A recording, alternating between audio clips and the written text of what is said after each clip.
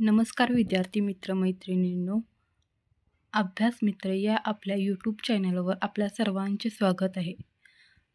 आपण मागील 2 व्हिडिओमध्ये इयत्ता 6वीच्या पाठ्यपुस्तकातील घटक क्रमांक 1 आणि घटक क्रमांक 2 अभ्यासलेले आहे. आज आपण इयत्ता 6वीच्या पाठ्यपुस्तकातील घटक क्रमांक 3 हडप्पा संस्कृतीचा अभ्यास करणार आहोत. घटक क्रमांक 3 हडप्पा संस्कृती. त्यातील पहिला पॉईंट आहे हडप्पा संस्कृती.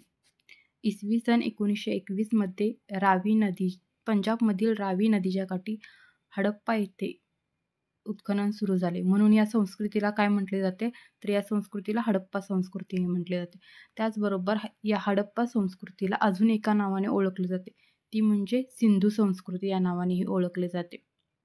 हडप्पाच्या दक्षिणेला सुमारे 650 किलोमीटर अंतरावर सिंधू नदीच्या खोऱ्यात मोहेंजोदडो येथेही उत्खनन झालेले आहे. तर हडप्पा आणि मोहेंजोदडो ही जी 2 ठिकाणे आहे, तर या दोन्हीमध्ये जे उत्खननातून वस्तू आणि वास्तू अवशेष सापडलेले आहेत, त्यात काय तर कमालीचे साम्य असलेले आपणास पाहावयास मिळते. धोलावीरा, लोथल, कालीबंगन, दायमाबाद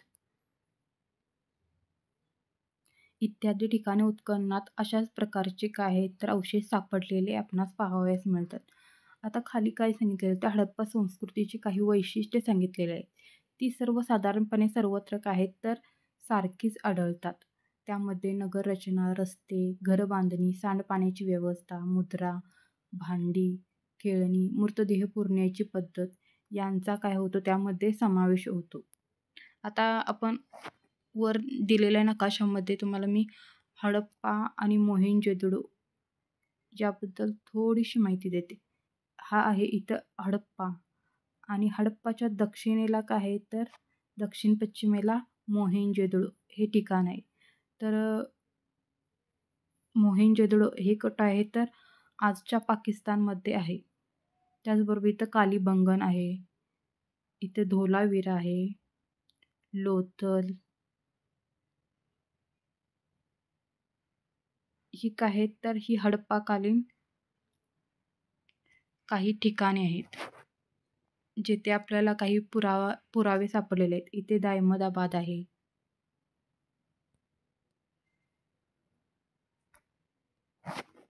येथेही आपल्याला काही अवशेष सापडलेले आहेत. आता हडप्पाकालीन घरे आणि नगरांची रचना कशी होती ते पाहूया. हडप्पा संस्कृतीच्या लोकांची घरे कशी होती? घरे आणि इतर काही बांधकामे कशाचे होते तर प्रामुख्याने ती भाजक्या विटांची होती. काही ठिकाणी कच्च्या विटांचा आणि दगडांचाही वापर काय केला जात होता तर बांधकामासाठी केला जायचा. त्यामध्ये मधोमध चौक आणि त्या सभोवताली खोल्या अशी कशी काय होती तर घरांची रचना होती.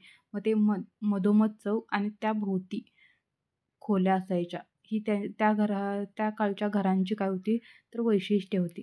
त्याचबरोबर घरांच्या आवारात विहिरी, स्नानगृहे, शौचालये असत आणि सगळ्यात महत्त्वाचं तिथलं वैशिष्ट्य काय होतं तर सांडपाणी वाहून नेण्याची उत्तम व्यवस्था. हे काय होतं तर हडप्पाकालीन एक महत्त्वाचं वैशिष्ट्य आहे नगरांचं. त्यासाठी मातीच्या भाजक्या पन्हाळीचा उपयोग केला जाई. रस्त्यावरची गटारे विटांना बांधून काढलेली असत, ती झाकलेली असत. यावरून काय होतं तर त्या काळी सार्वजनिक आरोग्याबद्दल किती जागरूकता लोकांमध्ये होते हे आपणास येथे पाहावयास मिळते. आता ही हडप्पाकालीन संस्कृतीतील विहीर येथे दाखवलेली आहे. त्याचबरोबर काही मुद्रा दिलेल्या आहेत, त्याचा आपण अभ्यास पुढे करणार आहोत.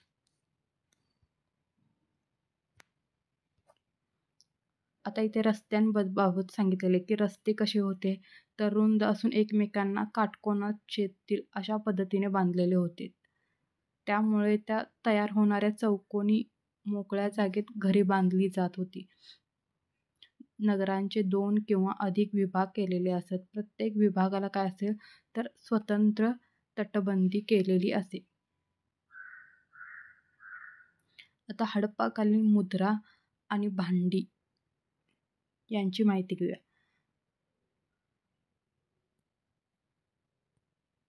हडप्पा संस्कृतीच्या मुद्रा प्राधान्याने कशा होत्या तर चौरस आकाराच्या होत्या आणि त्यासाठी एक दगड वापरला जात होता. त्या दगडाचे नाव होते काय? स्टेटाईट दगड होता. त्या दगडापासून काय बनवल्या जात होत्या तर त्या मुद्रा बनवल्या जात होत्या. मुद्रांवर काही प्राण्यांचीही चित्रे आपल्याला पाहावयास मिळतात. त्यामध्ये बैल, म्हैस, हत्ती, गेंडा, वाघ यांसारखे काय होते तर खरेखुरे प्राणी आणि एक शृंगासारखे कल्पित प्राणी आपल्याला पाहावयास मिळते. म्हणजे बैल, म्हैस, हत्ती, गेंडा, वाघ हे जे अस्तित्वात असलेले प्राण्यांची चित्रे, त्याचबरोबर एक शृंगासारखे कल्पित, जे म्हणजे प्रत्यक्षात नाही आहेत, पण ते कल्पनेने त्यांनी त्याची काय केलेलं आहे तर आकृती तयार करून ते या नाण्यांच्यावर त्यावेळी आपणास पाहावयास मिळते. इतर प्राण्यांच्या आकृतीप्रमाणेच मनुष्य कृतीही आढळतात. या मुद्रा ठसा उमटवण्यासाठी वापरल्या जात. हडप्पा संस्कृतीच्या स्थळांच्या उत्खननातून विविध प्रकारची आणि आकाराची भांडी मिळाली आहेत. त्यामध्ये लाल रंगाच्या पृष्ठभागावर काळ्या रंगाने नक्षी काढलेली भांडी आहेत. नक्षीच्या नमुन्यामध्ये माशांचे कवले, एकमेकात गुंतलेली वर्तुळे, पिंपळ पान यांसारख्या प्रतीकांचा समावेश आहे. हडप्पा संस्कृतीचे लोक मृत व्यक्तीचे दफन करताना त्या व्यक्तीच्या शवाबरोबर मातीची भांडीही पुरत. आता इथे हडप्पाकालीनची मातीची भांडी असत तर त्यावर काय होते तर लाल रंगाच्या पृष्ठभागावर काळ्या रंगाने नक्षी केलेली असते. या नक्षीच्या नमुन्यांमध्ये माशांचे खवले, एकमेकात गुंतलेली वर्तुळे, पिंपळ पान अशा प्रतीकांचा काय केला असेल समावेश केला जात असे. म्हणजे त्या मातीच्या भांड्यांवर अशा प्रकारची चित्रे कोरली जात असत.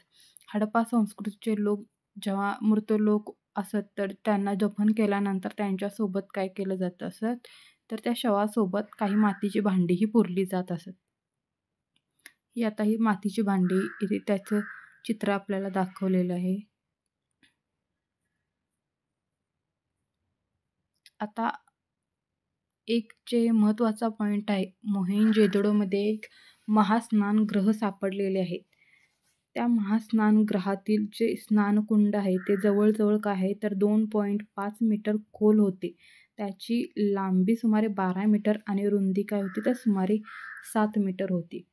कुंडातील पाणी झिरपून जाऊ नये म्हणून आतून पक्क्या विटांनी ते बांधलेले होते. त्यात उतरण्यासाठी व्यवस्था होती. तसेच त्यातील पाणी वेळोवेळी बदलण्याचीही सोय होती. म्हणजे त्या काळी ही महास्नानगृहे होती आणि ती अशा कच्च्या पक्क्या विटांनी बांधलेली होती. त्यात उतरण्यासाठी एक व्यवस्था होती. त्याचबरोबर त्यातली ती पाणी बदलण्यासाठीही तशी सोय केलेली होती. हे पहा, मोहेंजोदडो येथील काय हे स्नानगृह आहे. कशा प्रकारे त्याची रचना केलेली आहे आता आपल्याला पाहावयास मिळते. आता जे हडप्पाकालीन लोकजीवन होते त्याचा आपण अभ्यास करूया. हडप्पा संस्कृतीचे लोक काय करत होते तर ते शेती करत होते. कालीबंगन येथे नांगरलेल्या शेताचा पुरावा मिळाला. कुठे पुरावा मिळालेला आहे तर कालीबंगन येथे नांगरलेल्या शेताचा आपल्याला पुरावा मिळालेला आहे. तेथील लोक काय करत होते ते वेगवेगळी पिके घेत होते. त्यामध्ये प्रमुख पिके कोणती होती तर गहू, सातू, बार्ली ही काय होती तर प्रमुख पिके होती. राजस्थानमध्ये काय सापडलेलं आहे तर सातूचे पीक आणि गुजरातमध्ये नाचणीचे पीक मोठ्या प्रमाणावर घेतले जात होते. याचे काहीतरी पुरावे सापडलेले आहेत. याखेरीज वाटाणा, तीळ, मसूर इत्यादी पिके काढली जात होती. हडप्पा संस्कृतीच्या लोकांना कापूस हा काय होता तर त्या काळी माहीत नव्हता. उत्खननात मिळालेले पुतळे, मुद्रांवरील चित्रे आणि कापडाचे अवशेष इत्यादी पुराव्यावरून ते कापड विणत असावे. स्त्री पुरुषाच्या पोशाखात गुडघ्यापर्यंतचे वस्त्र उपरणे यांचा समावेश होता. तर उत्खननात आपल्याला काय मिळालेले आहेत तर पुतळे, मुद्रांवरील चित्रे, कापडाचे अवशेष इत्यादी काय मिळालेले आहेत तर पुरावे मिळालेले आहेत. त्यावरून काय समजतं तर त्या काळी लोक कापड विणत असावेत. त्याचबरोबर स्त्री आणि पुरुषांचा जो पोशाख आहे तो कुठंपर्यंत होता तर गुडघ्यापर्यंतचे वस्त्र ते परिधान करत असावेत.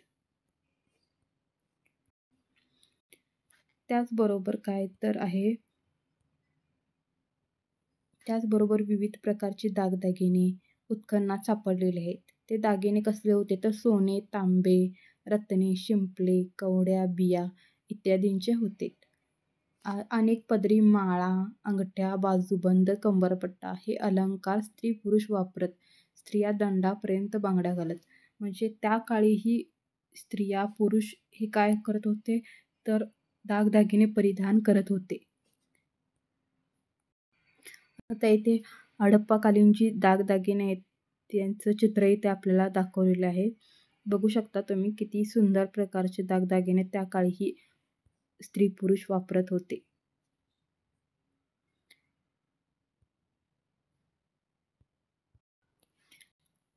हडप्पाकालीन कलेचा उत्कृष्ट नमुना म्हणजे काय होतं तर तेथे सापडलेला एक वैशिष्ट्यपूर्ण पुतळा.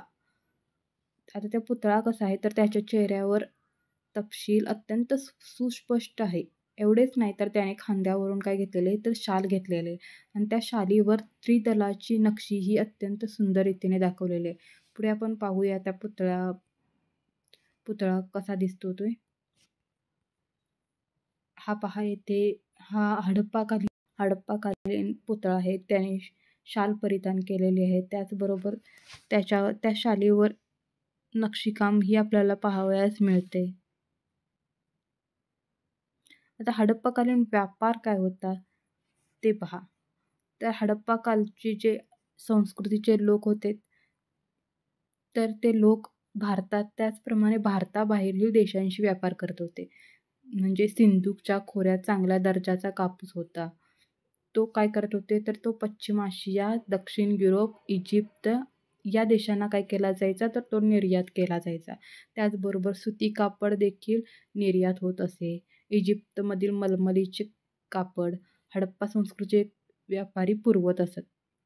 त्याचबरोबर काश्मीर, दक्षिण भारत, इराण, अफगाणिस्तान, बलुचिस्तान येथून काय केले जायचे तर चांदी, जस्त, मौल्यवान खडे, माणके, देवदार लाकूड इत्यादी वस्तू आणल्या जात होत्या.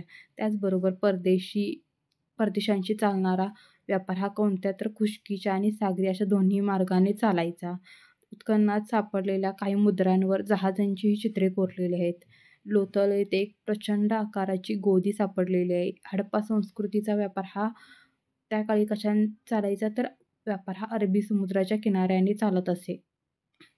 आता हडप्पा संस्कृतीचा ऱ्हास झाला तर त्याची कारणे काय आहेत तर हडप्पा संस्कृतीचा ऱ्हासाची कारणे काय आहेत तर पुन्हा पुन्हा येणारे पूर, बाहेरून आलेल्या टोळ्यांची आक्रमणे, व्यापारातील घट यांसारख्या अनेक गोष्टी आहेत ज्यांमुळे काय झाला तर हडप्पा संस्कृतीचा ऱ्हास झाला.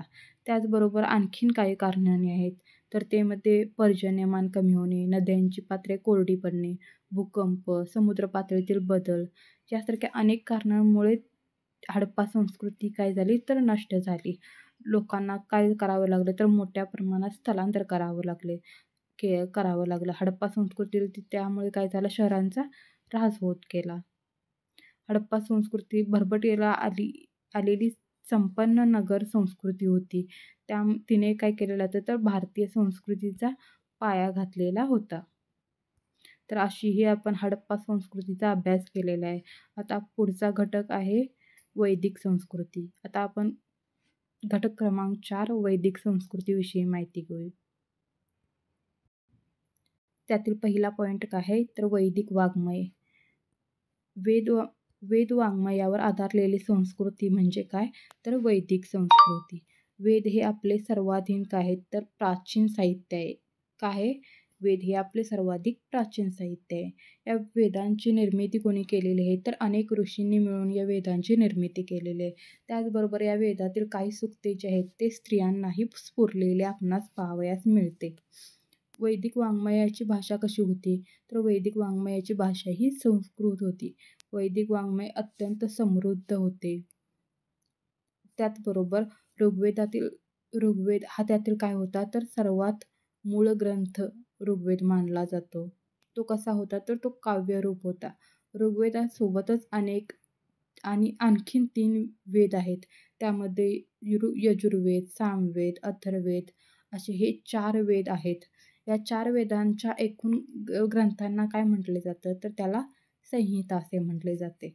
आता वेद या शब्दापासून वेद या शब्दाची निर्मिती झालेली आहे. तर वेद म्हणजे काय? तर वेद म्हणजे जाणणे आणि त्यापासूनच काय झालेलं आहे, तर वेद ही संज्ञा तयार झालेली आहे. त्याचा अर्थ काय होतो, तर ज्ञान असा होतो.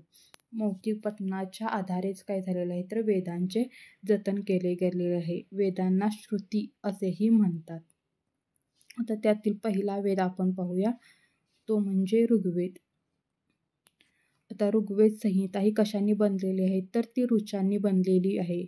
त्यालाच काय म्हटलेलं आहे, ऋग्वेद म्हटलेलं आहे. ऋचा म्हणजे काय, तर स्तुती करण्यासाठी जे रचलेले पद्य आहे, कविता आहे, त्याला काय म्हटले जाते, तर ऋचा असे म्हटले जाते. अशा अनेक ऋचां एकत्र गुंफून एकत्र घेऊन काय झालेलं आहे, तर देवांची स्तुती करण्यासाठी ह्या काय केलेलं आहे, यांचा वापर केलेला आहे. आणि या देवतेची स्तुती करण्यासाठी तयार केलेल्या काव्याला काय म्हणतात, तर सूक्त म्हणतात. ऋग्वेद संहितेत विविध देवतांची स्तुती करणारे अनेक सूक्ते आपणास पाहावयास मिळतात. तर त्यानंतरचा वेद कोणता आहे, तर यजुर्वेद. यजुर्वेदामध्ये काय आहे, तर यजुर्वेद हा संहितेमध्ये यजुर्वेद संहितेमध्ये काय आहे, तर यज्ञात म्हटले जाणारे काय आहेत, मंत्र आहेत. यज्ञविधीमध्ये कोणत्या मंत्राचे पठण केव्हा करावे, कसे करावे याचे मार्गदर्शन या यजुर्वेदामध्ये केलेले आहे. तर पद्यात असणारे मंत्र आणि गद्यात दिलेले त्या मंत्राचे स्पष्टीकरण अशी ही काय आहे, तर या संहितेची रचना आहे. त्याच्यानंतरचा पॉईंट काय आहे, तर सामवेद. सामवेद संहिता काही यज्ञविधींच्या वेळी तालासुरात काय केले जाते, तर मंत्र गायन केले जाईल. ते गायन कसे करावे याचे मार्गदर्शन कशात दिलेले आहे, तर सामवेदामध्ये दिलेले आहे. भारतीय संगीताच्या निर्मितीमध्ये आपल्याला सामवेदाचा मोठा वाटा असलेला पाहावयास मिळतो. त्याच्यानंतरचा वेद आहे अथर्ववेद. अथर्ववेद संहिता. अथर्ववेदाच्या संहितेला अथर्व ऋषींचे नाव देण्यात आलेले आहे. अथर्ववेदात दैनंदिन जीवनातील अनेक गोष्टींना महत्त्व दिलेले आढळते. आयुष्यात येणाऱ्या संकटांवर, दुखण्यांवर काय करायचे, त्यावर काय उपाय सांगितलेले आहेत. तसे अनेक औषधी वनस्पतींची माहितीही त्यात दिलेली आहे. राजाने राज्य कसे करावे याचे मार्गदर्शनही कशात दिलेले आहे, तर अथर्ववेदात दिलेले आहे. संहितेच्या रचनेनंतर काय झालेले आहे, तर ब्राह्मण ग्रंथ, आरण्यके, उपनिषदे यांची काय झालेली आहे, तर रचना झालेली आहे. यांचाही समावेश कशात होतो, तर वेदवाङ्मयात झालेला आपणास पाहावयास मिळतो. त्यामधील पहिला काय आहे, तर ब्राह्मण ग्रंथ. ब्राह्मण ग्रंथ हा केव्हा वापर केला जातो, तर यज्ञविधींमध्ये वेदांचा वापर कसा करावा हे सांगणारे ग्रंथ कोण आहेत, तर हे ब्राह्मण ग्रंथ आहेत. तर प्रत्येक वेदांचे स्वतंत्र असे काय आहेत, ब्राह्मण ग्रंथ आहेत. त्याच्यानंतर काय आहे, आरण्यके. अरण्यात जाऊन एकाग्र चित्ताने केलेले चिंतन ज्या ग्रंथांमध्ये मांडलेले आहे त्याला काय म्हटले जाते, तर आरण्यके म्हटले जाते. यज्ञविधी पार पडत असताना कोणत्याही प्रकारची चूक होऊ नये याची खबरदारी कशात घेतलेली आहे, तर आरण्यकात घेतलेली आहे. त्याच्या पुढचा पॉईंट आहे उपनिषदे. उपनिषद म्हणजे गुरुजवळ बसून मिळवलेले ज्ञान. जन्म मृत्यूसारख्या घटनांबद्दल अनेक प्रश्न आपल्या मनात येत असतात. त्या प्रश्नांची उत्तरे आपल्याला काय करत नाहीत, तर सहज मिळत नाहीत, की जन्म कसा झाला, मृत्यू का होतो, असे जे आपल्याला पडणारे प्रश्न आहेत त्यांची उत्तरे आपल्याला सहज मिळत नाहीत. अशा गहन प्रश्नांवर उपनिषदांमध्ये काय केलेले आहे, तर चर्चा केलेली आहे. त्यामध्ये 4 वेद, ब्राह्मण ग्रंथ, आरण्यके, उपनिषदे हे 4 आणि म्हणजे ऋग्वेद, यजुर्वेद, सामवेद, अथर्ववेद, त्यानंतर ब्राह्मण ग्रंथ, आरण्यके, उपनिषदे रचण्यास किती कालावधी लागलेला आहे, तर सुमारे 1500 वर्षाचा कालावधी लागलेला आहे. त्या कालावधीत वेदकालीन संस्कृतीत अनेक बदल होत गेले. त्या बदलांचा आणि वेदकालीन लोकजीवनाचा अभ्यास करण्यासाठी वैदिक वाङ्मय हे काय, तर महत्त्वाचे साधन आहे. त्याच्यानंतर कुटुंब व्यवस्था, दैनंदिन जीवन आपण कसे होते ते पाहू वेदकाळात. तर वेदकाळात एकत्र कुटुंब पद्धती होती. कुटुंबातील प्रमुख कोण होता, म्हणजे कुटुंबाचा कर्ता कोण होता, तर पुरुष हा होता. हा काय होता, तर घराचा प्रमुख होता. त्यालाच काय म्हटले जायचे, गृहपती असे म्हटले जायचे. गृहपतीच्या परिवारात त्याचे वृद्ध माता-पिता, त्याचे लहान भाऊ आणि त्या भावांचे परिवार, त्याची पत्नी, असं काय होतं, तर एकत्र कुटुंब त्या काळी होतं. ही कुटुंब व्यवस्था कशी होती, तर पुरुषप्रधान होती. सुरुवातीच्या काळात लोपामुद्रा, गार्गी, मैत्रेयी अशा काही विद्वान स्त्रियांचे उल्लेख वैदिक साहित्यात आपल्याला काय होतं, तर आढळतात. परंतु हळूहळू स्त्रियांवर काय झालेले आहे, तर बंधने वाढत गेलेली आहेत. त्यांचे कुटुंबातील आणि समाजातील स्थान काय झालेलं आहे, तर अधिकाधिक दुय्यम होत गेलेले आपणास पाहावयास मिळते. आता वेदकाळातील घरे घरे कशी होती, तर ती मातीची आणि कुडाची असत.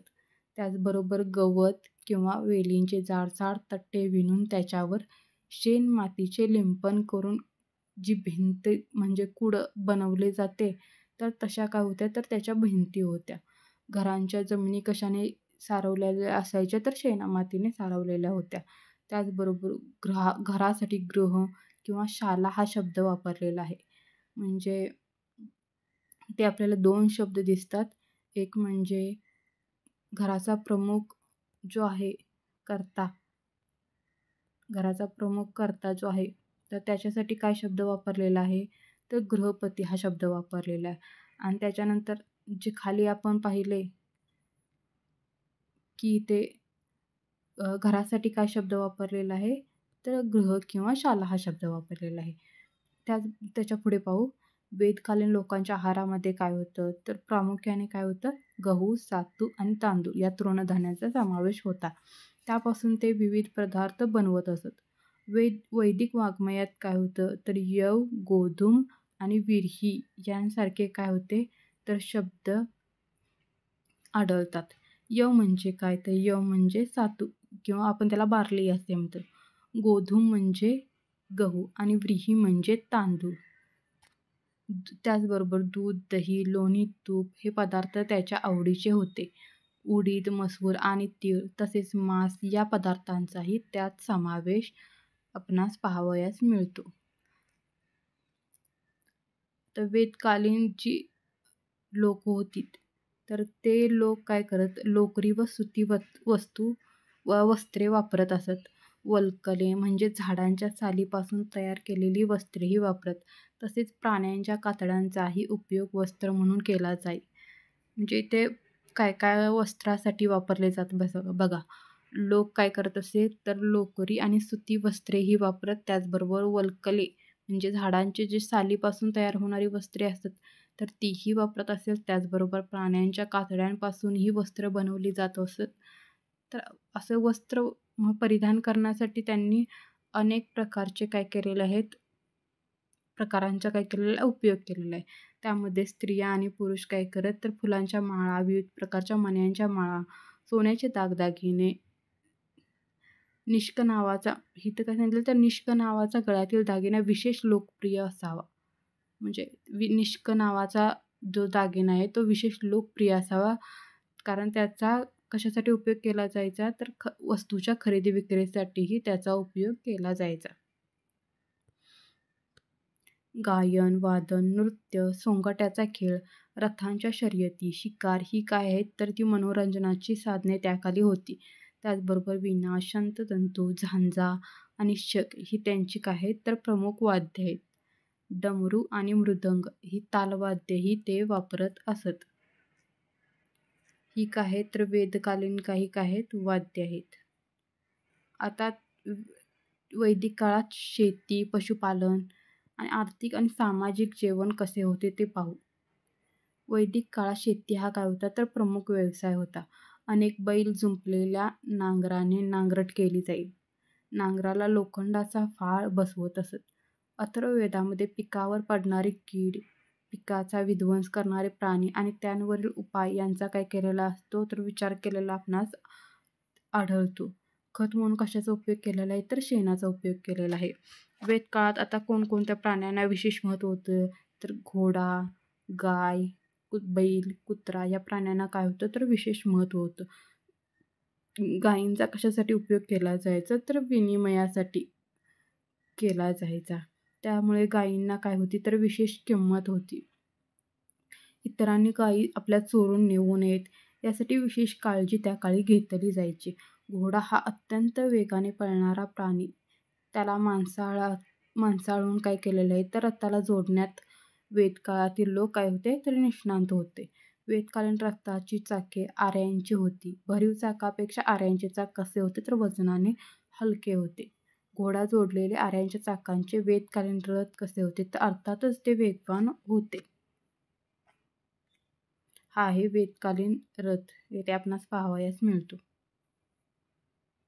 आता इथे थोडीशी तुम्हाला माहिती सांगितली आहे की तुम्हाला हे माहीत आहे का? घोड्याला अश्व असेही म्हणतात. एखाद्या इंजिनचा वेग मोजण्यासाठी जे एकक वापरले जाते त्याला काय म्हटले जाते? अश्वशक्ती म्हणजेच हॉर्स पॉवर असे म्हटले जाते. त्या काळात काय केलं जायचं तर शेतीबरोबर काय केलं जाते पशुपालन देखील हा व्यवसाय केला जायचा. अनेक व्यवसायांचा त्या काळात काय झालेला होता तर विकास झालेला होता. त्यामध्ये व्यावसायिक, कारागीर, समाज व्यवस्थेचे काय होते तर महत्त्वाचे हे काय होते घटक होते. श्रेणी या नावाने ओळखले जाणारे त्यांचे स्वतंत्र असे काय होते संघ होते. अशा श्रेणींच्या प्रमुखाला काय म्हटले जायचे तर श्रेष्ठी म्हटले जायचे.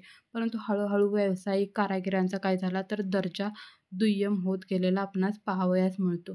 त्या काळात समाजात ब्राह्मण, क्षत्रिय, वैश्य, शूद्र असे काय होते तर 4 वर्ण होते. हे वर्ण कशावरून ठरवले जात होते तर ते व्यवसायावरून ठरवले जात असत. नंतरच्या काळात वर्ण कसे ठरवू लागले तर जन्मावरून. म्हणजे अगोदर कसे वर्ण ठरवले जायचे तर ते व्यवसायावरून ठरवले जायचे. नंतरच्या काळात जसजसे बदल होत गेले तसतसे ते काय झाले तर जन्मावरून वर्ण ठरवले जाऊ लागले. त्यामुळे अनेक जाती निर्माण झाल्या. जाती व्यवस्था समाजात काय झाली निर्माण झाली. आदर्श आयुष्य कसे जगावे या संबंधीच्या काही कल्पना वेदकाळात आपल्याला काय झालेलं आहे रूढ झालेल्या दिसायला मिळतात. त्यामध्ये जन्मापासून मृत्यूपर्यंतच्या 4 टप्प्यांना काय म्हटलेलं आहे तर 4 आश्रम. आता त्यातील पहिला आश्रम काय आहे तर ब्रह्मचर्य आश्रम. त्यामध्ये काय करायचं आहे तर गुरुजवळ राहून विद्या प्राप्त करण्याचा हा जो काळ आहे त्याला काय म्हटलेलं आहे तर ब्रह्मचर्य आश्रम म्हटलेलं आहे. ब्रह्मचर्य आश्रम जर यशस्वी रीतीने पार पाडल्यानंतर त्याच्या पुढचा टप्पा काय आहे तर गृहस्थ आश्रम. या काळात पुरुषाने आपले म्हणजे लग्न, कुटुंब व्यवस्था, समाज यांच्यासाठी काय केलेलं आहे तर आपली कर्तव्य पत्नीच्या साहाय्याने काय करायचे तर पार पाडायचे अशी अशी अपेक्षा असे. तिसरा आश्रम कोणता आहे तर तिसरा आश्रम वानप्रस्थाश्रम आहे. या आश्रमात काय होते तर या आश्रमात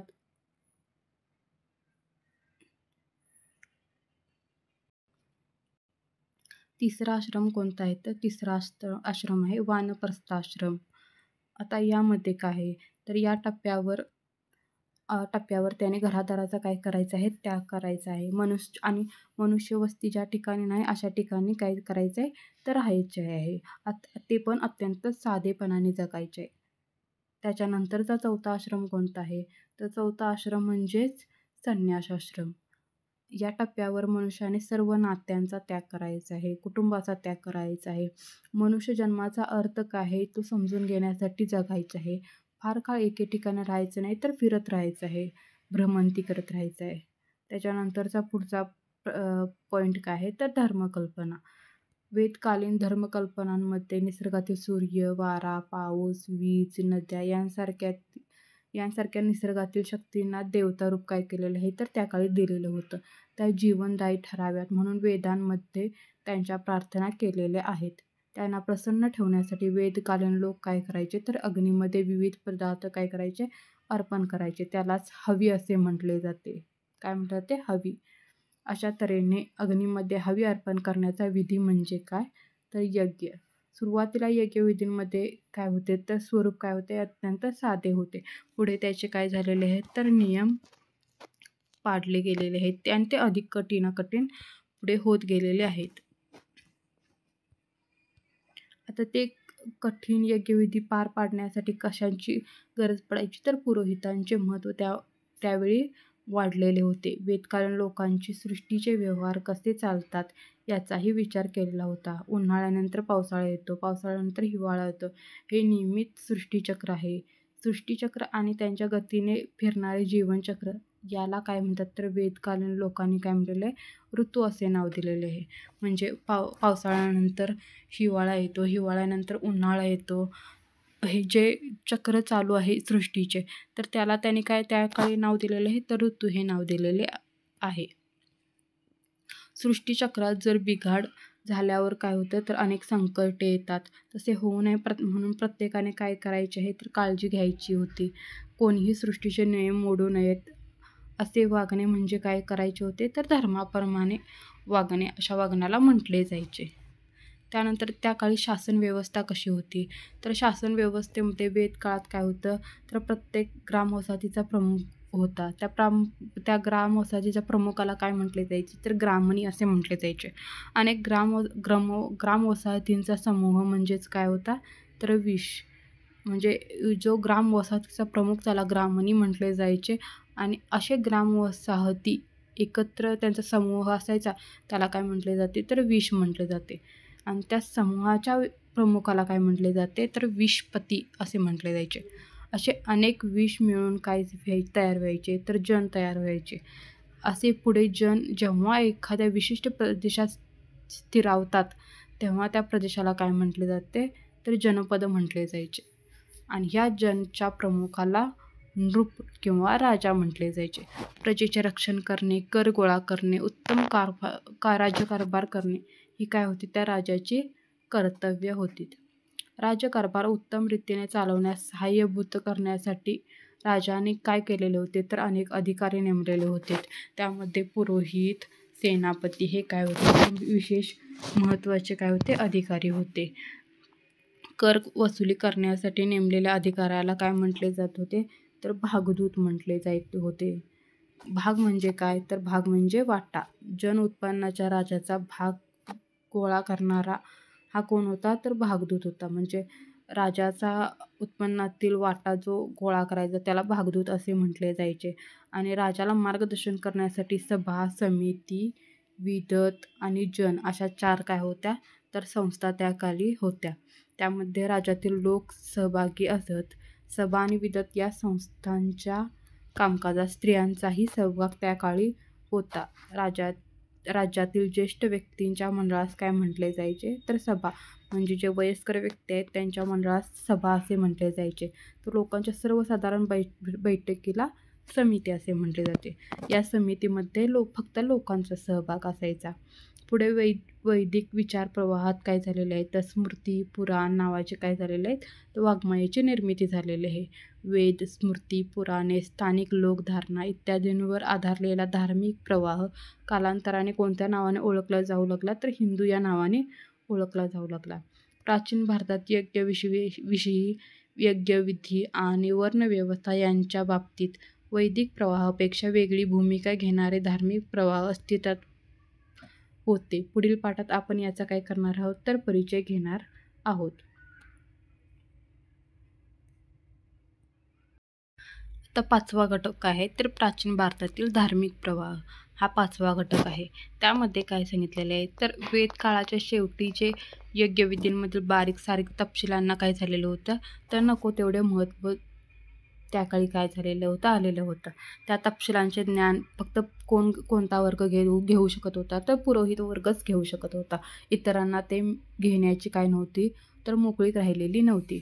त्याचबरोबर वर्णव्यवस्थेचे निर्बंध कसे झालेले होते अत्यंत कडक झालेले होते. म्हणजे माणसाच्या कर्तृत्वापेक्षा त्याचा जन्म कोणत्या वर्णात झालेला आहे यावरून काय ठरवले जात होते तर समाजातील त्याचे स्थान ठरवले जात होते.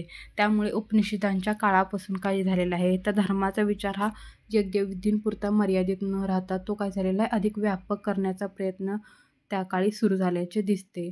परंतु उपनिषदांमधील विचार आत्म्याचे अस्तित्व, आत्म्याचे स्वरूप यांवर भर देणारा होता. सर्वसामान्यांना काय झालं होतं तर समजायला खूप अवघड होता. त्यामुळे विशिष्ट देवतांच्या उपासनेवर भर देणारे जे भक्तिपंथ निर्माण झालेत जसे शिवभक्तांचा शैवपंथ, विष्णू भक्तांचा वैष्णवपंथ या देवतांच्या संदर्भात काय झालेले तर वेगवेगळी पुराणे लिहिली गेलेली आहेत. इसवी सनाच्या 6व्या शतकात सर्वसाधारण माणसाला सहज कळेल असा धर्माचा विचार मांडण्याचा प्रयत्न करणारे काय झालेले तर विचारप्रवाह निर्माण झालेला आहे. म्हणजे सामान्य माणूस आहे त्यांना तो विचार काय करू शकतील तर सहज समजू शकतील अशा प्र अशा प्रकारचा विचारप्रवाह काय झालेला आहे त्या काळी निर्माण झालेला आहे. प्रत्येक व्यक्तीला स्वतःच्या उन्नतीचा मार्ग शोधण्याचे स्वातंत्र्य याची जाणीव काय झालेली आहे तर लोकांना झाली. त्यामुळे काय झाले पुढे नवीन धर्म प्रस्थापित झालेले आपणास पाहावयास मिळते. व्यक्तीच्या उन्नतीसाठी जातीपातीचा भेदभाव महत्त्वाचा नसतो हे धर्मांनी काय केले त्या काळी तर ठळकपणे मांडलेले आहेत आपल्या विचारातून. त्यांनी शुद्ध आचरणाचे काय केलेले आहे तर महत्त्व हे लोकांच्या मनावर काय केलेले आहे तर ठसवलेले आहे. नवीन विचारांचे प्रवर्तकांमध्ये कोणाचा समावेश होतो तर वर्धमान महावीरांचा आणि गौतम बुद्धांचा समावेश येथे आपल्याला झालेला पाहावयास मिळतो. आता पुढचा पॉईंट काय आहे तर जैन धर्म. हा जैन धर्म भारतातील काय आहे तर प्राचीन धर्मांपैकी एक धर्म आहे. या धर्मात कशाला महत्त्व दिलेले आहे तर जैन धर्मात अहिंसा याला महत्त्व दिलेले आहे. धर्मज्ञान प्रकट करणाऱ्यास जैन धर्मात काय म्हटले जाते तर तीर्थंकर म्हटले जाते. जैन परंपरेत सांगितल्याप्रमाणे एकूण किती तीर्थंकर होऊन गेले तर 24 तीर्थंकर होऊन गेलेले आहेत. त्यापैकी वर्धमान महावीर हे जैन धर्माचे 24वे तीर्थंकर असलेले आपणास पाहावयास मिळते. आता इथे वर्धमान महावीरांची माहिती दिलेली आहे. त्यांचा कार्यकाळ काय आहे तर इसवी पूर्व 599 ते इसवी पूर्व 527 हा वर्धमान महावीरांचा कार्यकाळ आहे. आज ज्या राज्याला आपण बिहार या नावाने ओळखतो त्या राज्यामध्ये प्राचीन काळी काय होतं तर वृज्जी या नावाचे काय होते महाजनपद होते. त्याची राजधानी काय होती तर वैशाली. वृज्जीची राजधानी काय होती तर वैशाली होती. या वैशाली नगराचा एक भाग असलेल्या कुंडग्राम येथे काय होता तर वर्धमान महावीरांचा जन्म झालेला होता. त्यांच्या पित्याचे नाव सिद्धार्थ आणि आईचे नाव काय होते तर त्रिशला होते. वर्धमान महावीरांनी ज्ञानप्राप्तीसाठी घरादाराचा काय केलेला होता तर त्याग केलेला होता. 12.5 वर्ष त्यांनी काय केलेले आहे तपश्चर्या केलेली आहे ज्ञानप्राप्तीसाठी. हे ज्ञान केवल म्हणजे विशुद्ध स्वरूपाचे होते म्हणून त्यांना काय म्हटलेले आहे तर केवली म्हटले जात असे. शरीराला सुखकारक वाटणाऱ्या गोष्टींनी होणारा आनंद आणि त्रासदायक गोष्टींनी होणारी पीडा यांचा स्वतःवर काहीही परिणाम होऊ न देणे म्हणजे विकारांवर विजय मिळवणे. असा विजय मिळवला म्हणून त्यांना काय म्हटलेलं आहे तर जिन म्हणजे जिंकणारा असे त्यांना म्हटलेले आहे वर्धमान महावीरांना. म्हणजे शरीरावर होणाऱ्या ज्या पीडा आहेत किंवा आनंद आहे, त्रासदायक पीडा आणि आनंद या दोन्ही गोष्टींचा त्यांनी काय केलेला आहे तर शरीरावर परिणाम होऊ दिलेला नाही आहे. अशा गोष्टींवर विकारांवर विजय मिळवून जो विजय मिळवणाऱ्याला काय म्हटले जाते तर जैन धर्मात जिन म्हणजे जिंकणारा असे म्हटले जाते. जिन या शब्दापासून काय तयार झाले आहे तर जैन या शब्दाची निर्मिती झालेली आहे. विकारांवर विजय मिळवणारे महान वीर म्हणून वर्धमान महावीर यांना असे म्हटले जाते. ज्ञानप्राप्तीनंतर लोकांना धर्म समजावून सांगण्यासाठी सुमारे 30 वर्ष उपदेश त्यांनी केलेला आहे. लोकांना धर्म सहजपणे कळावा म्हणून वर्धमान महावीरांनी अर्धमागधी या लोकभाषेतून लोकांशी काय केलेलं आहे तर संवाद साधलेला आहे. त्यांनी सांगितलेला धर्म हा शुद्ध आचरणावर भर देणारा होता. शुद्ध आचरणासाठी त्यांनी सांगितलेल्या मार्गांचे सार कशात दिलेले आहे तर पंचमहावृत्ते आणि त्रिरत्ने यांमध्ये सामावलेले आहे. लोकांना उपदेश करण्यासाठी तीर्थंकरांच्या ज्या सभा होतात त्याला काय म्हणतात तर संवत्सरण असे म्हटले जाते. हे कशात म्हटले जाते तर अर्धमागधी भाषेत म्हटले जाते. हे संवत्सरण समतेवर आधारलेले असे. संवत्सरणमध्ये सर्व वर्णातील लोकांचा काय झालेला होता तर समावेश झालेला होता. आता ती पंचमहावृत्ते कोणकोणते आहेत तर पंचमहावृत्ते म्हणजे अत्यंत काटेकोरपणे पाळले जाणारे काय आहेत तर नियम आहेत जैन धर्माचे. त्यामध्ये पहिला आहे अहिंसा. कोणत्याही जीवाला दुखापत होईल किंवा त्याची हिंसा होईल असे वागू नये. म्हणजे कोणताही जीव असो जो मुक प्राणी पण असू दे त्याच्या जीवाला दुखापत होईल किंवा हिंसा होईल असे वागायचे नाही असे जैन धर्मामध्ये सांगितले आहे. त्यानंतर सत्य, प्रत्येक वचन आणि कृती ही कशी असावी तर खरीपणाची असावी. तिसरा काय आहे पंचमहावृत्ते, तर सत्स्तेय, अस्तेय. स्थेय म्हणजे चोरी, दुसऱ्याच्या मालकीची किंवा हक्काची गोष्ट मालकाच्या संमतीशिवाय घेणे म्हणजे काय आहे तर त्याला चोरी म्हटलेली आहे. म्हणजे त्या वस्तूचा मालक आहे त्याच्या संमतीशिवाय आपण एखादी वस्तू घेणे म्हणजे त्याला काय म्हटलेलं आहे तर चोरी म्हटलेलं आहे. आणि अस चोरी काय करायची आहे तर जैन धर्मामध्ये करण्यास मनाई आहे. त्याच्यानंतरचा पॉईंट काय आहे तर अपरिग्रह. अपरिग्रह म्हणजे काय, मनात हाव बाळगून मालमत्तेचा साठा करण्याकडे माणसाचा कल असतो. असा साठा न करणे म्हणजे काय, अपरिग्रह. म्हणजे माणूस काय करत होते, धन संपत्ती किंवा परिवारासाठी काय करत असतो तर वस्तू साठवून ठेवण्याचा प्रयत्न करत असतो. तर ही जी हाव आहे तर ही हाव न बाळगता मन कसं स्वच्छ ठेवायचं हे कशात सांगितलेलं आहे तर अपरिग्रह या नियमाद्वारे पंचमहाव्रतांमध्ये सांगितलेले आहे. त्याच्यानंतरचा 5वा काय आहे तर ब्रह्मचर्य. ब्रह्मचर्य म्हणजे काय, शरीराला सुखकारक वाटणाऱ्या गोष्टींचा काय करायचं आहे तर त्याग करायचा आहे.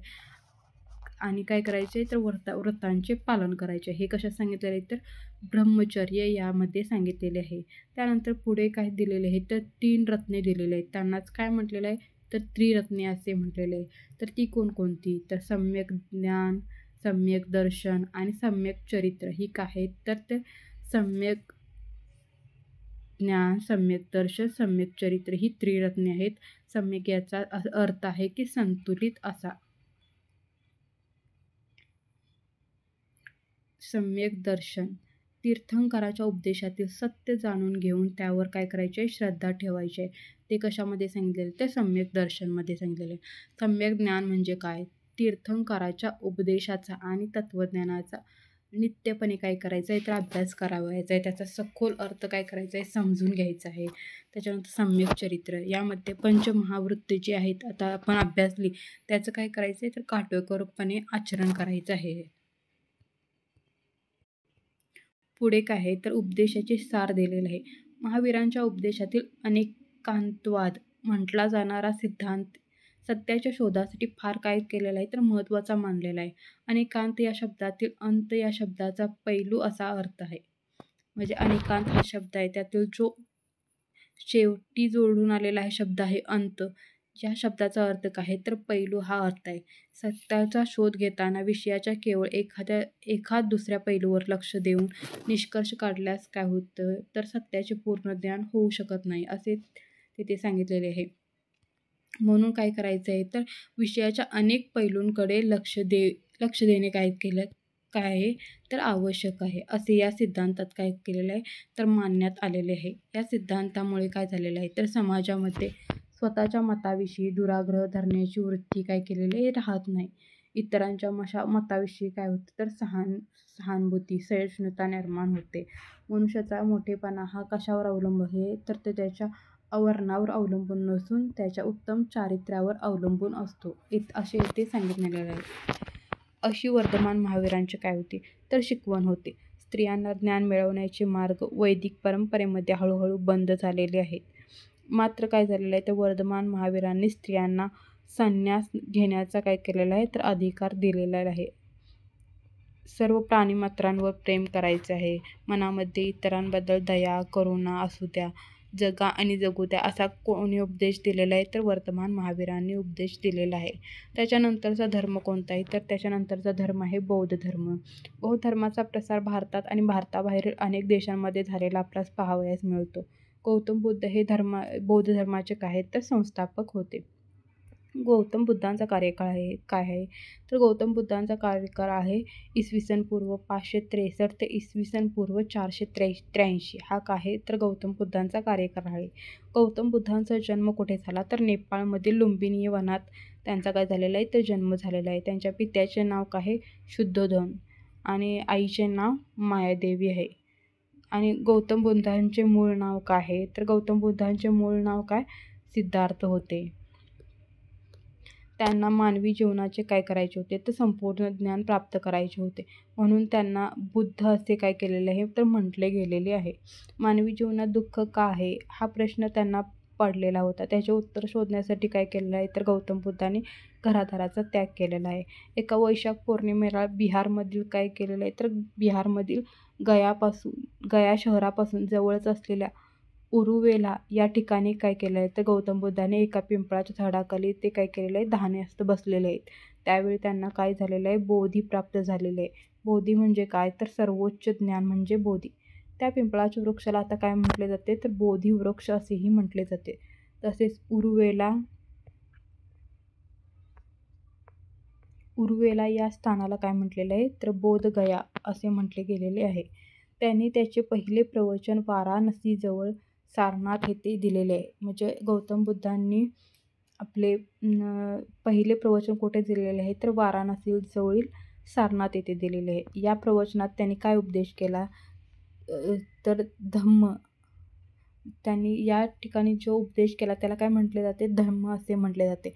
या प्रवचनाद्वारे त्यांनी धम्माच्या चक्राला गती दिली, म्हणून या घटनेला धम्मचक्र प्रवर्तन असे म्हटले जाते. आणि हे कोणत्या भाषेत म्हटले जाते तर हे पाली भाषेत म्हटलेले जाते. संस्कृतमध्येच त्याला काय म्हटलेले आहे तर संस्कृतमध्ये त्याला धम्मचक्र प्रवर्तन असे म्हटले आहे. नंतरच्या काळात त्यांनी धर्माचा उपदेश करण्यासाठी काय केलेलं आहे तर सुमारे 45 वर्षे चारिका केलेली आहे. चारिका म्हणजे काय तर चारिका म्हणजे पायी फिरणे. अशा पायी फिरत त्यांनी 45 वर्ष लोकांना उपदेश केलेला आहे. त्यांनी आपला उपदेश पाली या लोकभाषेत केलेला आहे. बौद्ध धर्मामध्ये बुद्ध धम्म संघ यांना शरण जाण्याची संकल्पना काय होती तर महत्त्वाची होती. या संकल्पनेला त्रिशरण असेही म्हटलेले आहे.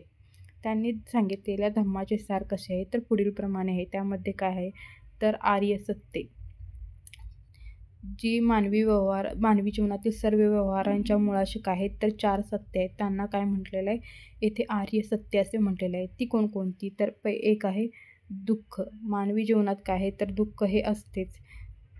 त्याच्यानंतर दुसरं दुःखाचे कारण. प्रत्येक दुःखाला काहीतरी कारण असते. कारणाशिवाय कोणतेही दुःख नसते. दुःख काय आहे तर निवारण, म्हणजे दुःख हे काय करता येते तर दूरही करता येते असे इथे सांगण्यात आलेले आहे. त्याच्यानंतर 4 आहे प्रतिपद. प्रतिपद म्हणजे काय तर मार्ग.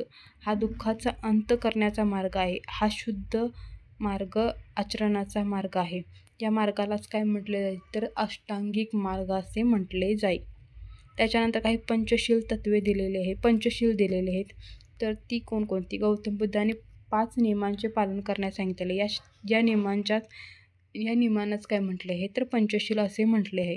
ती कोणकोणती तर 1 प्राण्यांच्या हत्या करण्यापासून दूर राहणे, 2 चोरी करण्यापासून दूर राहणे, 3 अनैतिक आचरणापासून दूर राहणे, 4 असत्य बोलण्यापासून दूर राहणे आणि 5 मादक पदार्थांच्या सेवनापासून दूर राहणे. म्हणजे प्राण्यांची हत्या करायची नाही, चोरी करायची नाही, अनैतिक गोष्टी आचरणात आणायच्या नाहीत, म्हणजे खोटे बोलायचे नाही आणि त्याचबरोबर मादक पदार्थ म्हणजे दारू वगैरे यांचं सेवन करायचं नाही असे काय सांगितलेले आहेत तर 5 नियम सांगितलेले आहेत.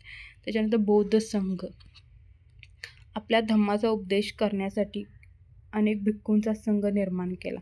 गृहस्थ जीवनाचा त्याग करून त्या संघात प्रवेश करणाऱ्या त्या अनुयायांना काय म्हटले जाते तर भिक्खू असे म्हटले जाते.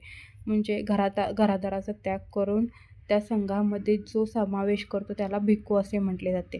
बुद्धांप्रमाणे भिक्खू ही चारिका करून म्हणजे पायी प्रवास करून लोकांना काय करत असत तर धम्माचा उपदेश करत असत. स्त्रियांचा काय होता तर स्वतंत्र संघ होता. त्यांना काय म्हटले जायचं तर भिक्खुनी असे म्हटले जायचं. बौद्ध धर्मात सर्व वर्णातील व जातींमधील काय होतं तर लोकांना समावेश होता. इथे भेदभाव केले जात होते. आता इथे अष्टांगिक मार्ग सांगितलेले आहेत. ते 8 मार्ग कोणते आपण ते पाहू. सम्यक दृष्टी. 4 आर्य सत्यांचे ज्ञान म्हणजे काय आहे तर सम्यक दृष्टी. सम्यक संकल्प म्हणजे हिंसा वगैरेंचा त्याग करायचा आहे, हे सम्यक संकल्पमध्ये सांगितलेले आहे. त्याच्यानंतर सम्यक वाचा. असत्य, चहाडी, कठोरता, निरर्थक बडबड करायची नाही, हे सम्यक वाचामध्ये सांगितलेले आहे. त्याच्यानंतर सम्यक कर्मांत म्हणजे प्राण्यांची हत्या, चोरी, आणि स्वैराचार्यांपासून काय राहायचं आहे तर दूर राहायचं आहे. त्याच्यानंतर सम्यक आजीव म्हणजे उपजीविका गैरमार्गाने न करता कशाने करायची आहे तर योग्य मार्गाने करायची आहे. त्याच्यानंतर सम्यक व्यायाम, व्यायाम म्हणजे प्रयत्न करणे होय. वाईट कर्मे उत्पन्न होऊ नयेत म्हणून उत्पन्न झाली असल्यास त्याचा काय करायचं आहे तर त्याग करायचा आहे. चांगली कर्मे उत्पन्न व्हावीत, उत्पन्न झाली असल्यास ती काय करायची आहे तर ती नष्ट होऊ नयेत यासाठी प्रयत्न करायचे आहेत. त्याच्यानंतर 7वा काय आहे अष्टांगिक मार्ग सम्यक स्मृती, मन एकाग्र करून काय करायचं आहे तर लोभ वगैरे विकारांना काय करायचं तर दूर ठेवायचं आहे. आपले चित्त काय करायचं आहे तर योग्य रीतीने समजून घ्यायचं आहे. त्याच्यानंतर 8वा काय तर सम्यक समाधी, चित्त एकाग्र करून काय करायचं आहे तर ध्यानाचा अनुभव घ्यायचा आहे असे इथे सांगितलेले आहे. त्याच्यानंतर उपदेशाचे सार दिलेले आहे. यामध्ये गौतम बुद्धांनी काय केलेलं आहे तर मानवी बुद्धीच्या स्वातंत्र्याची घोषणा केलेली आहे. वर्ण वगैरेंच्या आधारे मानली जाणारी जी विषमता आहे ती त्यांनी नाकारलेली आहे. जन्माने कोणी श्रेष्ठ किंवा कनिष्ठ ठरत नाही तर आचरणावरून श्रेष्ठ आणि कनिष्ठ ठरत असते. म्हणजे जन्मावरून कोणी श्रेष्ठ किंवा कमी किंवा मोठा असं ठरत नाही तर ते कशावरून ठरतं ते आपल्या आचरणावरून ठरतं, आपल्या वागण्या बोलण्यावरून ठरतं. छोटीशी चिमणी देखील काय करते तर आपल्या घरट्यात स्वच्छंदपणे चिवचिवत असते. हे त्यांचे वचन विख्यात आहे. ते स्वातंत्र्य, समता आणि मूल्यांविषयी काय करत असत तर चिंतन दर्शवत असत. त्यांनी पुरुषांप्रमाणे स्त्रियांनाही स्वतःची उन्नती करण्याचा काय दिलेला होता तर अधिकार आहे असा उपदेश दिलेला होता. यज्ञांसारख्या कर्मकांडाला गौतम बुद्धांनी काय केलेला होता तर विरोध केलेला आपणास पाहावयास मिळतो. त्यांनी उपदेशलेली प्रज्ञा, शील इत्यादी मूल्ये मानवाचे कल्याण साधणारी काय तर आहेत, मानवाचे कल्याण साधणारे आहेत. सर्व प्राणी मात्रांविषयी काय करायचे आहे तर करुणा हे काय होते व्यक्तिमत्वाचे असाधारण काय आहे तर वैशिष्ट्य आहे. गौतम बुद्धाने उपदेशलेली सहिष्णुता केवळ काय होते तर भारतीय समाजालाच नव्हती तर सर्व मानवजातीला आजही आदर्श मार्गदर्शक आहेत. लोकायत, त्याच्यानंतर पुढचा पॉईंट आहे लोकायत. लोकायत किंवा चार्वक या नावाने ओळखला जाणारा प्राचीन काळातील विचारप्रवाही महत्त्वाचा होता. त्याचा भर कशावर होता तर स्वतंत्र विचारावर होता. त्याने काय केलेलं आहे तर वेदांचे प्रामाण्य नाकारलेले आपणास पाहावयास मिळते. प्राचीन काळात भारतीय भूमीत काय झालेले होते तर नवनवीन धार्मिक विचारप्रवाहांचे काय झालेले होते तर स्रोत निर्माण झालेले होते. कालांतराने ज्यू, ख्रिश्चन, इस्लाम आणि पारशी हे धर्म काय झाले तर भारतीय समाजात रुजलेले आपणास पाहावयास मिळतात. त्यातील ज्यू धर्माचे लोक काय होते तर साधारणपणे इसवी सनाच्या 1ल्या आणि 3ऱ्या शतकात केरळमधील कोची येथे आले असावेत असा काय अंदाज आहे. ज्यू धर्मालाच काय म्हटले जाते तर यहुदी धर्म असेही म्हटले जात होते. त्यांचं काय मत आहे तर देव एकच आहे असे ज्यू धर्मीय लोक काय करतात तर मानतात. ज्यू धर्माच्या शिकवणीत काय आहे तर न्याय, सत्य, शांती, प्रेम, करुणा, सत्य, शांती, प्रेम, करुणा, विनम्रता, दान करणे, चालणे, बोलणे आणि स्वाभिमान या गुणांवर काय दिलेलं आहे तर भर दिलेला आहे. त्यांच्या प्रार्थनास्थळाला काय म्हटले जाते तर ज्यू धर्माच्या प्रार्थनास्थळाला सिनॅगॉग असे म्हटले जाते. त्यानंतरचा पुढचा धर्म काय आहे तर ख्रिश्चन धर्म. ख्रिश्चन धर्माची स्थापना कोणी केलेली आहे तर ख्रिश्चन धर्माची स्थापना येशू ख्रिस्ताने केलेली आहे. तो जगभर पसरलेला आहे. येशू ख्रिस्तांच्या 12 शिष्यांपैकी एक असणारे सेंट थॉमस इसवी सनाच्या 1ल्या शतकात कुठे आले तर केरळमध्ये आले. त्यांनी काय केलं तर त्रिचूर जिल्ह्यातील पल्लयूर येथे काय केलेलं आहे तर इसवी सन 52 काय केलेलं आहे तर चर्चची स्थापना केलेली आहे. ख्रिश्चन धर्माच्या शिकवणीनुसार देव कसा आहे तर देव हा एकच आहे. तो काय आहे तर सर्वांचा प्रेमळ पिता आहे असे ते मानतात. त्याचबरोबर सर्व शक्तिमान आहे. येशू ख्रिस्त हे देवाचे पुत्र असून मानवजातीच्या उद्धारासाठी ते कुठे आलेले आहेत तर ते पृथ्वीवर आलेले आहेत असे काय करतात तर ख्रिश्चन लोक मानतात. आपण सारे एकमेकांचे बंधू भगिनी आहोत. आपण सर्वांवर प्रेम केले पाहिजे. अगदी शत्रूवर देखील प्रेम केलेले पाहिजे. चुकलेल्यांना क्षमा केली पाहिजे असे कशा सांगितलेले आहे तर ख्रिश्चन धर्मामध्ये सांगितलेले आहे. तर ख्रिश्चन धर्मांचा पवित्र ग्रंथ कोणता तर बायबल हा ख्रिश्चन धर्मांचा काय आहे तर पवित्र ग्रंथ आहे.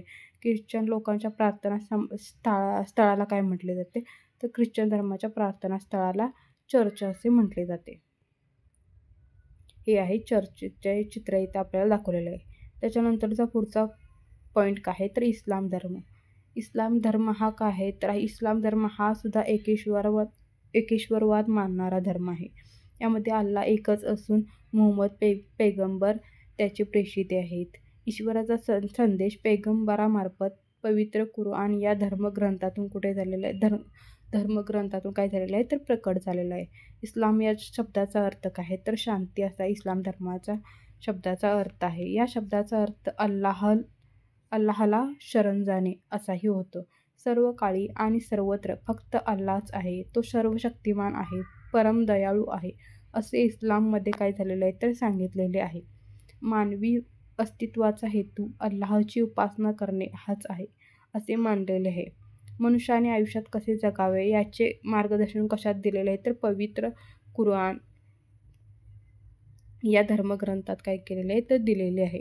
भारतात आणि अरबस्थानात यामध्ये फार प्राचीन काळापासून व्यापारी संबंध होते. अरबस्थानातील व्यापारी केरळच्या किनाऱ्यावरील बंदरांना भेट देत असत. इसवी सनाच्या 7व्या शतकात अरबस्थानात इस्लामचा काय झालेला आहे तर प्रसार झालेला आहे. त्या शतकात अरबी व्यापाऱ्यांमार्फत भारतात इस्लामचे काय झालेले होते तर आगमन झालेले होते. इस्लाम धर्माच्या प्रार्थनास्थळाला काय म्हटले जाते तर इस्लाम धर्माच्या प्रार्थनास्थळाला मशीद असे म्हटले जाते. ही आहे इस्लाम धर्माचे प्रार्थनास्थळ, त्याला मशीद असे म्हटले जाते. त्याच्यानंतरचा पुढचा धर्म कोणता आहे तर पारशी धर्म. पारशी लोक आणि वैदिक संस्कृतीचे लोक यांच्यामध्ये प्राचीन काळापासून काय होते तर संबंध होते. पारशी धर्माच्या पवित्र ग्रंथाला काय म्हटले जाते तर पारशी धर्माच्या पवित्र ग्रंथाला अवेस्ता असे म्हटले जाते. ऋग्वेद आणि अवेस्ता यांतील भाषेमध्ये काय आहे तर साम्य असलेले आपणास पाहावयास मिळते. पारशी लोक काय होते तर इराणच्या पार्स किंवा फार्स नावाच्या प्रांतातून भारतात आले, म्हणून त्यांना काय केलेलं नाव पडलेलं आहे तर पारशी हे नाव पडलेलं आहे. ते प्रथम कोठे आले तर ते प्रथम गुजरातमध्ये आलेले आहेत. ते इसवी सनाच्या 8व्या शतकात आलेले असावेत असे काहींचे काय आहे तर मत आहे. झरथुष्ट्र हे पारसी धर्माचे काय आहेत तर संस्थापक आहेत. अहूर मज्द या नावाने त्यांच्या देवाचा काय केला जातो तर उल्लेख केला जातो. पारशी धर्मामध्ये अग्नी आणि पाणी या 2 तत्वांना काय तर अत्यंत महत्त्व आहे. अग्नी आणि पाण्याला काय पारशी धर्मामध्ये महत्त्व आहे. त्यांच्या देवळामध्ये पवित्र अग्नी प्रज्वलित केलेला असतो. या देवळांना काय म्हणतात तर अग्यारी असे म्हणतात.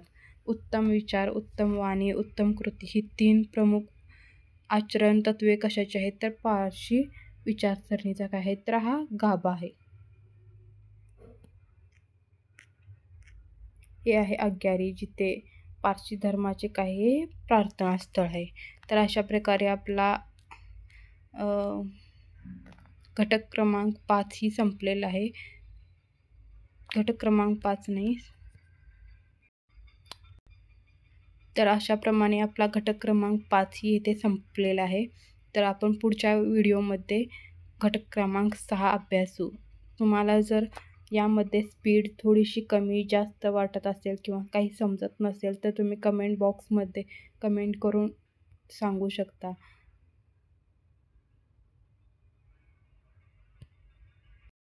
अशा पद्धतीने आपला घटक क्रमांक 5 प्राचीन भारतातील धार्मिक प्रवाह येथे संपलेला आहे.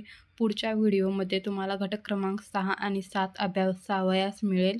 जर काही चढ उतार होत असेल किंवा आवाज कमी जास्त होत असेल, हळू होत असेल किंवा फास्ट होत असेल तर तसं तुम्ही कमेंट बॉक्समध्ये सांगू शकता. आणि असेच व्हिडिओ जर तुम्हाला पाहायचे असतील तर माझ्या चॅनलला सबस्क्राईब करा, लाईक करा, शेअर करा. धन्यवाद विद्यार्थी मित्रमैत्रिणींनो.